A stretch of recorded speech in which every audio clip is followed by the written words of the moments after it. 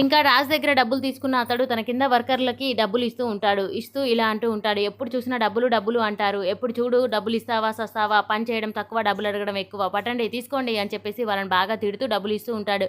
2 నెలల వరకు జీతాలు అడిగితే ఊరుకొని చెప్తున్నా అని చెప్పేసి గట్టిగా తిట్టి పంపించేస్తూ ఉంటాడు. అంతలోనే కావ్య అప్పు అక్కడికి వచ్చేస్తారు. మీరెవరు తీసుకొచ్చారు, గంటకైతే 500, 2 గంటలకైతే 1000 రూపాయలు, నెలకైతే 5000 రూపాయలు అని చెప్పేసి అంటూ ఉంటాడు. నిజం చెప్పడానికి ఎంత అనగానే ఒకసారిగా షాక్ అయిపోయి అలా చూస్తూ ఉంటాడు. అదేంటి అనగానే, అక్క ఈడు నమ్మలేనని తప్పులు చేసినట్టున్నాడు, నిజమేంటి అని చెప్పేసి అంటూ ఉంటాడు. అయ్యే నిజం చెప్పకపోయావంటే అంతే సంగతి, ఇంకా ఎన్కౌంటర్ చేసి పడేస్తాం అని చెప్పేసి అనగానే ఇంకా చేతులు అలా పైకి పెట్టి నాకేం తెలియదు, మీరు ప్రశ్న వేయకుండానే నిజం చెప్పండి అంటున్నారు అని చెప్పి అంటూ ఉంటాడు అతను. అప్పుడు ఇంకా అప్పు ఉండి, అక్క వీడు చెప్పలేలని తప్పులు చేసినట్టున్నాడు, అందుకే నిజం ఎలా చెప్పాలి అని చెప్పి భయపడుతున్నాడు, అండ్ దీన్ని వంక పెట్టుకొని మనం విని ఇంకా నిజం ఎలాగైనా రాబట్టొచ్చు అనగానే, అవునప్పు అనగానే, ఇంకా అప్పు నువ్వు ఉండవే అని చెప్పేసి, ఏ నిజం చెప్తావా లేవా అని గట్టిగా అరుస్తూ ఉంటుంది. అప్పుడు అప్పు అలా అరవడం చూసేసి, మీరు ఇంకా క్వశ్చన్ వేయలేదు, నిజం చెప్పమని అడుగుతున్నారు అని చెప్పి అంటూ ఉంటాడు అమాయకంగా. అప్పుడు కావ్య ఉండి, అప్పు నువ్వు ఉండవే అని చెప్పేసి, రాజ్ అనే వ్యక్తి నీకు తెలుసా అని చెప్పి అంటూ ఉంటుంది కావ్య డైరెక్ట్గా సూటిగా. అనగానే వెంటనే షాక్ అయిపోయి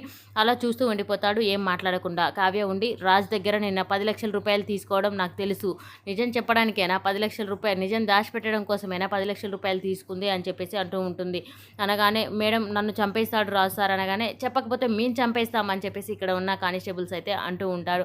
చెప్తే అక్కడ చంపేస్తారు, చెప్పకపోతే ఇక్కడ చంపేస్తారు, ఏదేమైనా 2 చచ్చేయే ఉన్నాయి అని చెప్పేసి భయపడుతూ ఉంటాడు. నువ్వు నిజం చెప్తే ఇంకా రాజు సార్కి కనబడకుండా తనకు దొరికే లోపే పారిపోయే అవకాశం ఒకటి ఉంది అని చెప్పేసి అనగానే, ఆ ఐడియా అయితే బాగుంది అని చెప్పేసి అంటూ ఉంటాడు. పారిపోవచ్చు నిజంగానే, మంచిగా చెప్పారు మేడం అనగానే, ఆహా ఐడియా బాగుంది అంటున్నావు కానీ అసలు నిజం చెప్పడం లేదేంటి అని చెప్పేసి అంటూ ఉంటుంది.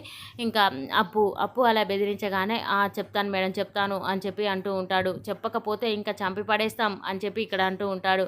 అక్కడ రాజు ఇంకా ఏమంటాడో ఏమో అని భయపడుతున్న అతనైతే ఇంకా నిజం చెప్పడానికి పోలీసులను చూసి వెనకాడకుండా చెప్పేస్తాను మేడం ఆగండి అని చెప్తూ ఉంటాడు. మరి అతను ఏం చెప్పబోతున్నాడు అనేది నెక్స్ట్ సీన్లో చూద్దాం. ఈ వీడియో కనుక మీకు నచ్చినట్లయితే please do subscribe. Thank you for watching friends.